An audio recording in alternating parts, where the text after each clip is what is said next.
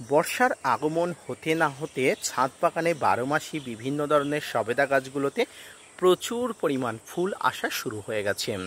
যারা নতুন ছাদ বাগানি তারা অনেক সময় জিজ্ঞাসা করছেন যে কী ধরনের সবেদাগুলো সারা বছর ফুল ফল আসে। বিভিন্ন ধরনের থাই ভ্যারাইটির সবেদাগুলো প্রচুর পরিমাণ ফুল আসে, তাই আপনারা ভালো জাতের থাই ভ্যারাইটির এবং অথেন্টিক জায়গা থেকে কিন্তু এই ভ্যারাইটির সবেদাগুলো অবশ্যই সংগ্রহ করবেন। দেখবেন সারা বছর কিন্তু গাছ ভর্তি সবেদা পাওয়া যাবে। এই মুহূর্তে প্রায় জুন মাসের শেষ এবং জুলাই মাসের প্রায় সন্নিকট। এই মুহূর্তে এসেও আমার ছাদ বাগানে গাছ ভর্তি সবেদা আছে এবং সবেদার যে ফুলগুলো বার হচ্ছে সেই ফুলগুলো থেকে আগামী দিনে প্রচুর পরিমাণ কিন্তু সবেদা হওয়ার উপক্রম তৈরি হচ্ছে।